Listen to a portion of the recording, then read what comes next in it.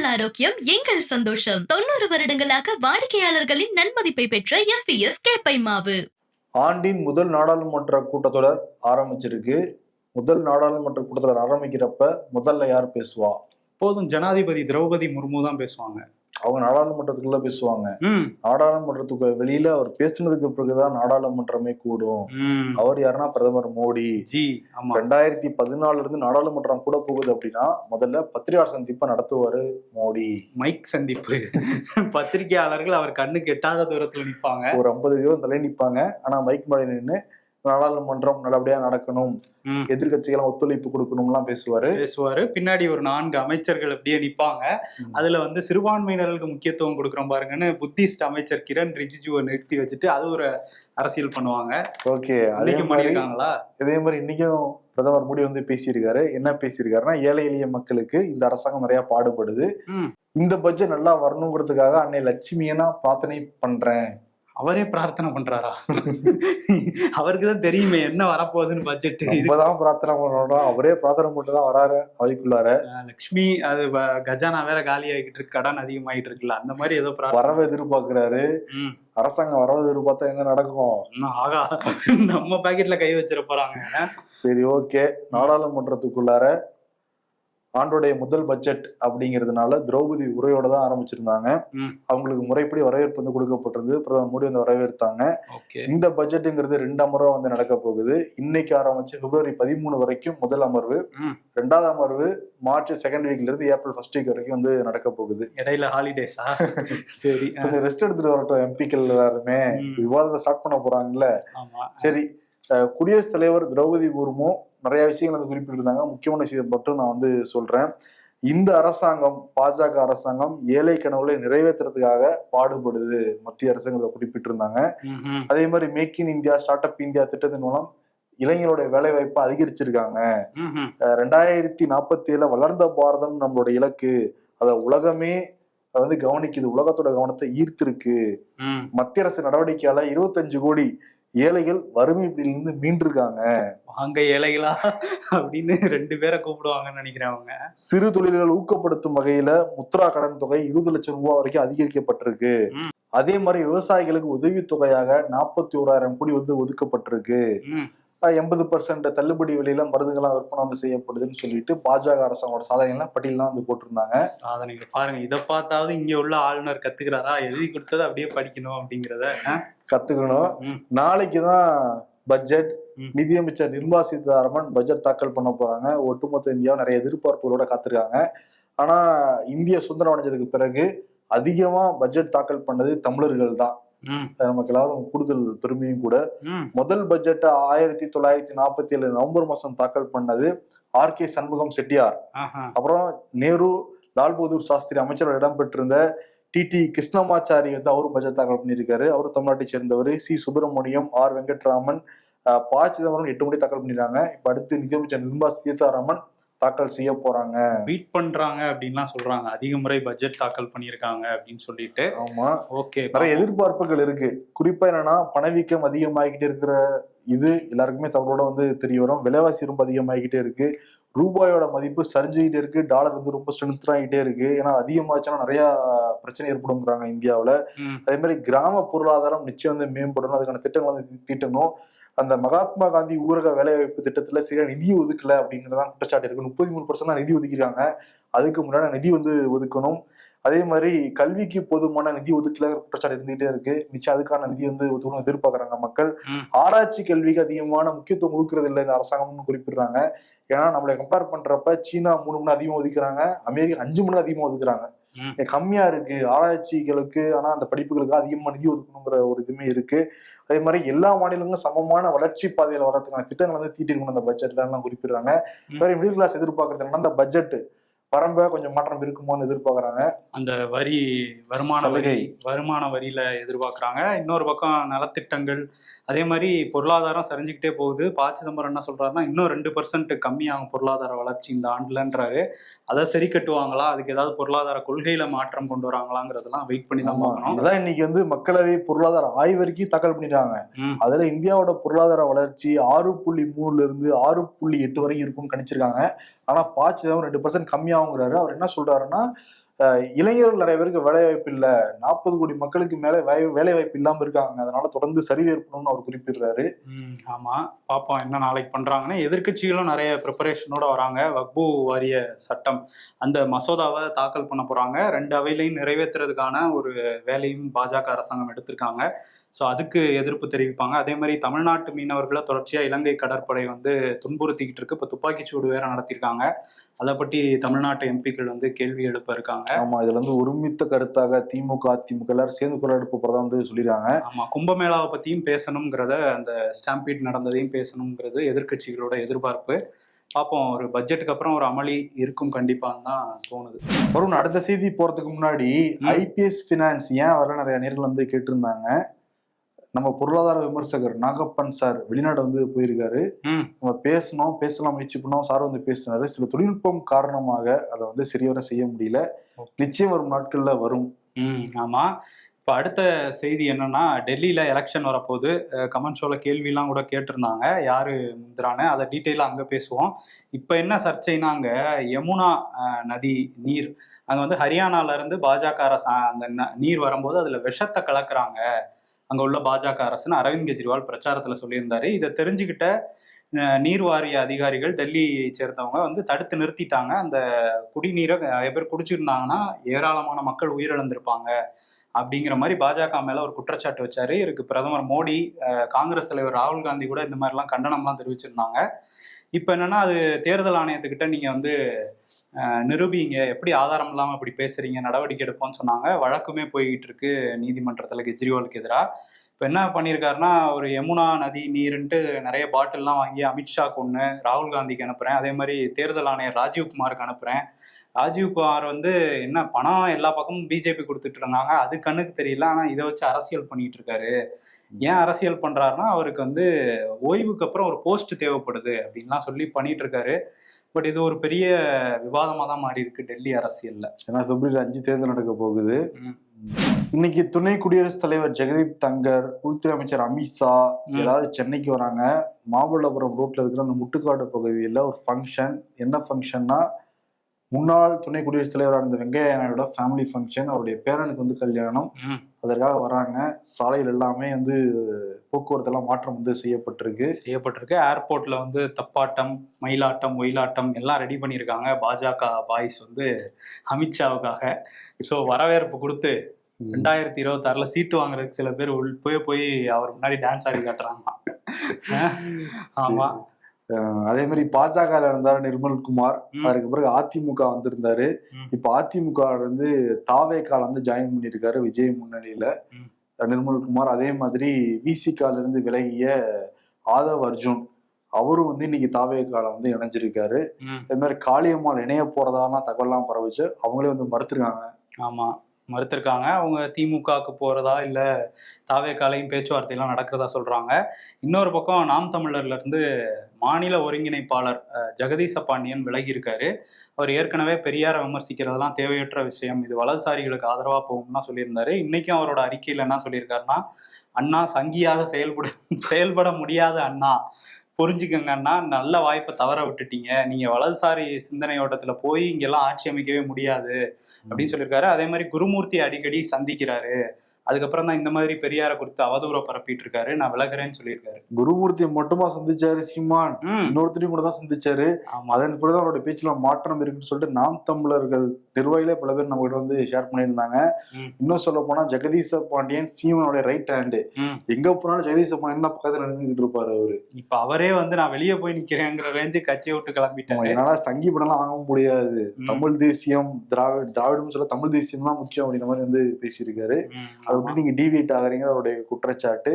ஆனா சீமான் வந்து தன்னிச்சையா செயல்படுறது, கட்சியில ஜனநாயகமே இல்லை அப்படின்னு குற்றச்சாட்டு எல்லாம் கூட வச்சிருக்காரு ஜெகதீச பாண்டியன். ஆனா அண்ணன் இதை பத்தி எல்லாம் கவலைப்படாம, நான் வலுப்பட்டுக்கிட்டு தான் இருக்கேன், என்னாலும் விமர்சிச்சுவாங்க அப்படிங்கிற மாதிரி முள்ளதா இருக்காரு. ஈரோடு எலெக்ஷன்ல கேம்பெயின்ல இருக்காரு. ஆமா, ஈரோடு கிழக்குல வந்து கேம்பெயின் என்ன பண்ணியிருக்காருன்னா, நான் வந்து இவங்களால என்ன பண்ணிட முடியும், ஒன்னே ஒண்ணு வேணா பண்ணலாம், வழக்கு போடலாம், என்னை சிறையில் அடைக்கலாம், ஆனா நான் தொடர்ந்து இப்படிதான் பேசுவேன், பெரியார் வந்து வேணும்னே பேசுறாருன்னு சொல்றாங்க பெரியாரை பத்தி, நான் வேண்டவே வேண்டாம்னு பேசுறேன்லாம் பேசிட்டு இருக்காரு. ஆனா கட்சி ஆரம்பிச்சப்ப 2010 அந்த 2009 மாநாடப்ப ஒரு பக்கம் வந்து விடுதலை புலிகள் தலைவர் பிரபாகரன், இன்னொரு பக்கம் பெரியார் போட்டோ தான் வச்சிருந்தாரு அவரு. இப்ப கேட்டா மறுவாசி பண்ணேன்னு வந்து சீமான் சொல்றாரு. மறுவாசி பண்றது உங்களுக்கு 15 வருஷமா ஆகுது. இல்ல போன வருஷம் கூட பேசியிருந்தாரு, பெரியார வந்து பாராட்டி தான் பேசியிருந்தாரு. ஒரு வருஷத்துல மாத்திக்குவாரு. அது எப்பவுமே அண்ணன் வந்து ஸ்டாண்ட் மாறிட்டே இருக்காரு. மேபி அந்த வலதுசாரிகள் கொடுத்ததா புக்கு பிடிச்சு மாறிட்டாரா, அது என்னன்னு தெரியல. அதே மாதிரி படிக்கிறதுக்கு 5 வருஷமா ஈரோடு கிழக்குல அருந்ததியர்கள் பத்தி பேசி பிரச்சனை எல்லாம் ஆச்சு. இப்போ வந்து அருந்ததியர்கள் மக்கள் இருக்க பகுதியில போய் அவங்களுக்கு ஆதரவா நிக்கிறேன்னு வாக்கிங் எல்லாம் போறாராம் அந்த பக்கம். இன்னொரு பக்கம் என்ன, திமுகவுடைய வேட்பாளர் வி.சி. சந்திரகுமார் அவர் வந்து இது வந்து நிருபர் சந்திச்சிருக்கப்ப திமுகவோட இருமொழி கொள்கை என்ன, ஆங்கிலமும் தமிழும் தான். அவர் பேசுறப்ப திமுகவுடைய இருமொழி கொள்கை இந்தியும் தமிழும் தான் அப்படின்ட்டாரு அவரு. அது கான்ஃபிடண்டா பேசிக்கிட்டு இருந்தாரு. அப்புறம் கூட இருந்தவங்க எல்லாருமே இல்ல சொன்னோடனே திருப்பி இந்தி தமிழ் சொல்ல வந்து சாரி அப்பா சொல்லிட்டேன், ஆங்கிலமும் தமிழும் தான் அப்படின்னு சொன்னது பிறகு என்ன சொல்ல வர்றாருன்னா, அங்க வந்து நிறைய பகுதிகளில் ஹிந்தியில நோட்டீஸ் கொடுத்துறாங்க வி.சி. சந்திரகுமாருக்கு ஆதரவாக. அங்கேயும் வந்து அவங்க வாக்காளர் அடையாள அட்டையெல்லாம் வாங்கிட்டாங்களா? அங்க இருந்து வந்தவங்க, வடக்குல இருந்து வாங்கிட்டாங்க போலதான் தெரியுது. அதனால சில ஏரியாக்கள்ல ஹிந்தியில திமுக நோட்டீஸ் வந்து போயிருக்கு. அதை நிருபர்கள் கேள்வி கேட்கப்பதான் வந்து ஹிந்தியும் தமிழும் தானே எங்க இருமொழி கொள்கைன்ட்டாரு அவரு வி.சி. சந்திரகுமார். எங்கள் உயிர் மூச்சுன்னு வேற வார்த்தையை விட்டாரு, அப்புறம் மாத்திக்கிட்டாரு. பட் ஹிந்தியில கொடுக்குறாங்கன்னா திருப்பூர் ஓகே, திருப்பூர் வட இந்தியா மாதிரி மாறிட்டு இருக்குன்னு சொல்றாங்க. ஈரோடு கிழக்குலயும் நிறைய பேர் அந்த வைப் இருக்கும்ல, அந்த வேவ் இருக்கும் அந்த திருப்பூருக்கும் ஈரோட்டுக்கும். சரி, கடைசியில மாத்திக்கிட்டாரு, சாரி எல்லாம் சொல்லியிருக்காரு. ஆனா இந்திய நோட்டீஸ் கொடுக்கப்பட்டிருக்கு. என்ன சொல்றாருன்னா, இந்தியில நம்ம இந்திக்காரர் ஒருத்தர் ரொம்ப வருஷமா கட்சியில இருக்காரு, அவர் வந்து தன்னிச்சையா நோட்டீஸ் அடிச்சு கொடுத்துருக்காரு, அதுக்கு நாங்க என்ன பண்ண முடியும் மாதிரி சமாளிச்சிருக்காரு. ரைட்ரா.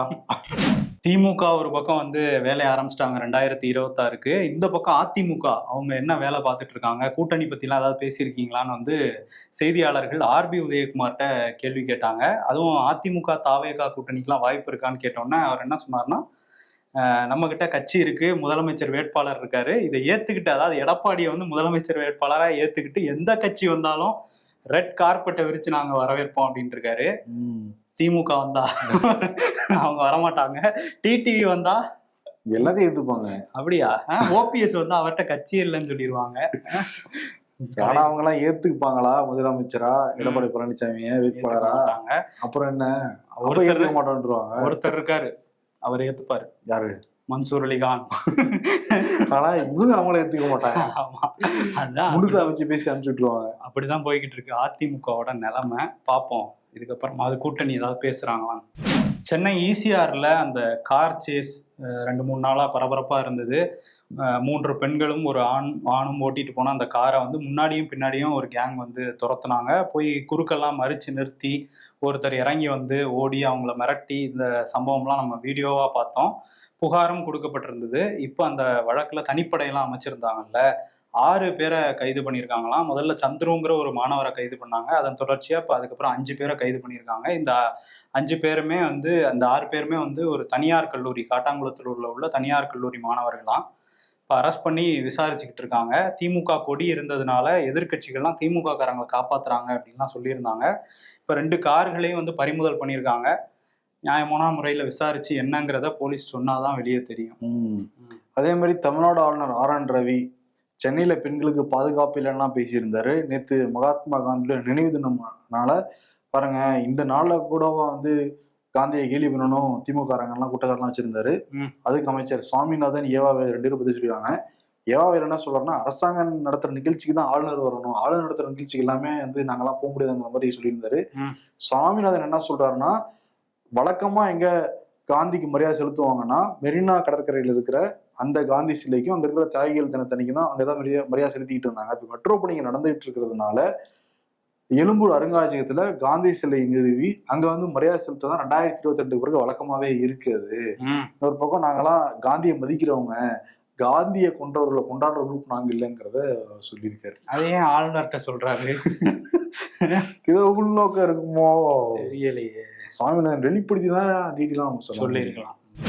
வருண், ஒரு குறும்படம் கிடைச்சிருக்கு, அந்த குறும்படத்தை முதல்ல பார்த்துடலாம்.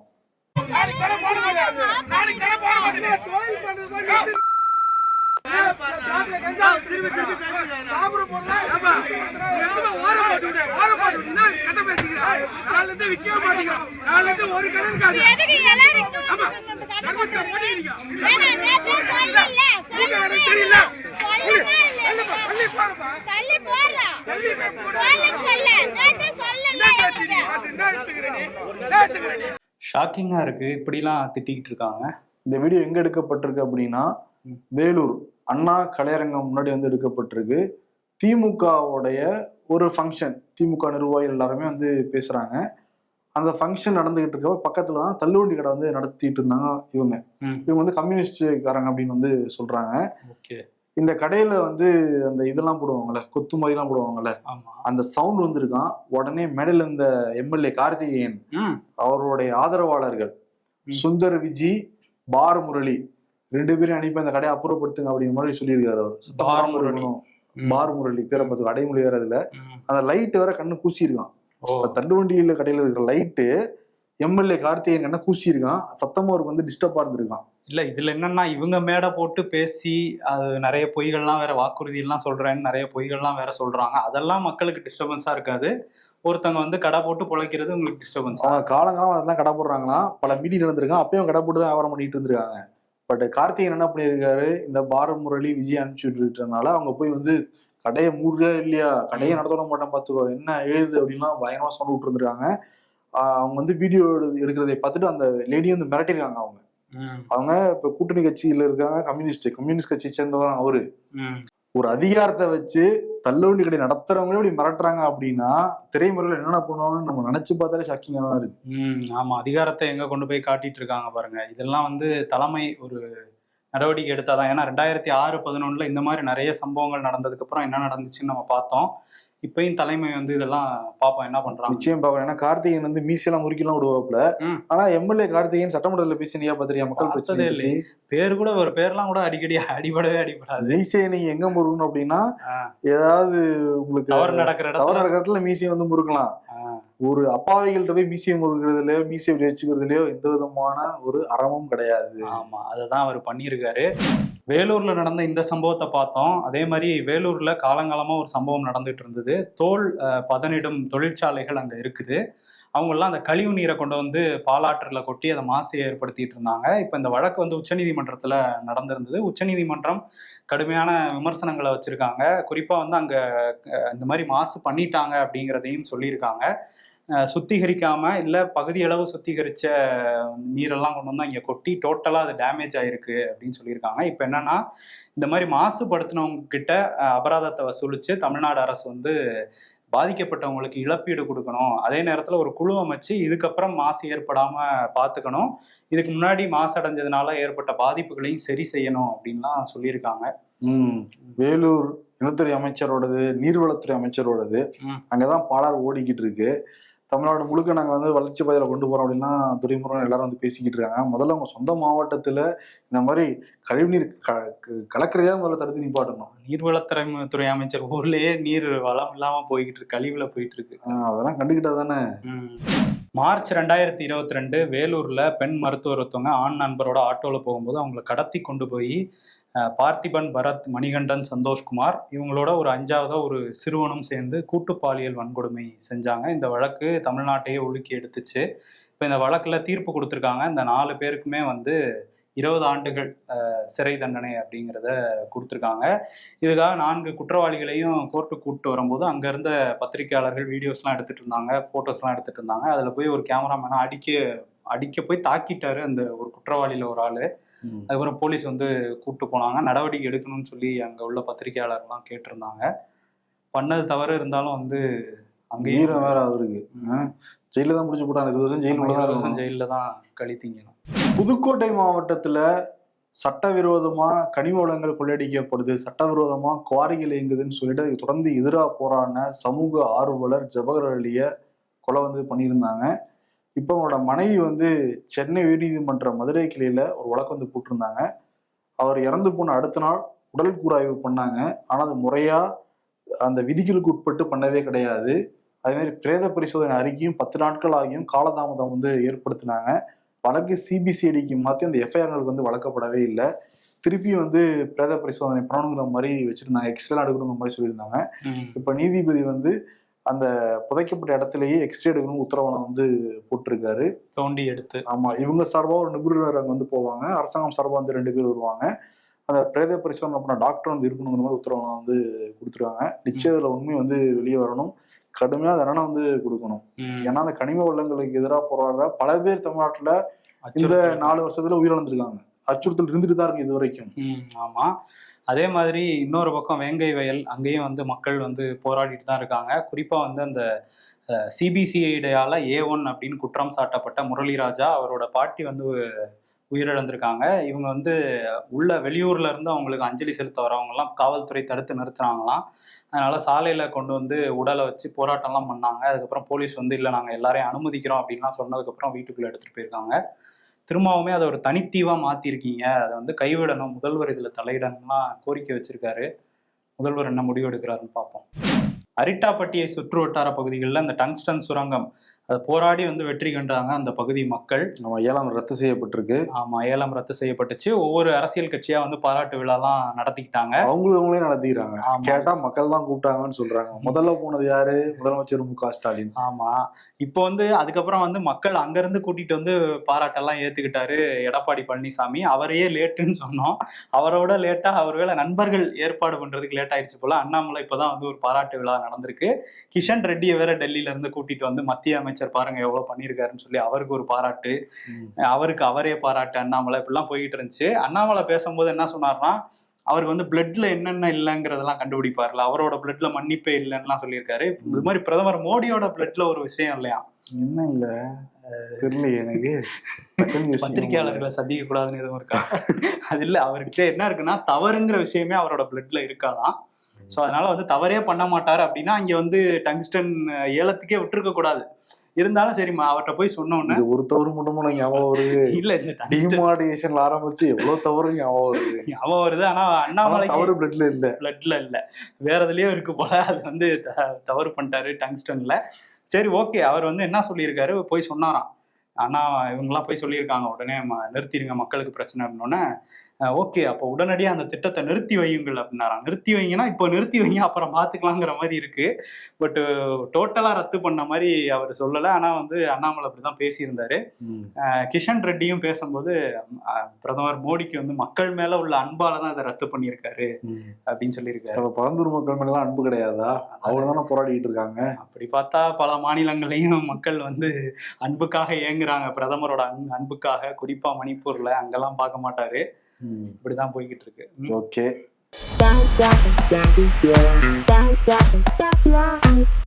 படிக்கட்டுல வாக் ரன் டெக்ஸ்ட். நிறைய பேர் டெக்ஸ்ட் அடிச்சுக்கிட்டே படிக்கட்டுல ஏறதுனால அவங்களுக்கு தனியா ஒரு வழி விடுங்கன்னு சொல்றாங்க போல. இருப்பதிலேயே கொடுமையான விஷயம், 30 நாள் கஷ்டப்பட்டு வேலை செஞ்சு வாங்குற சம்பளம் 3 நாள் கூட கையில இருக்க மாட்டேங்குது. நாளைக்கு 1ஆம் தேதி நிறைய பேருக்கு சம்பளம் வந்துடும்.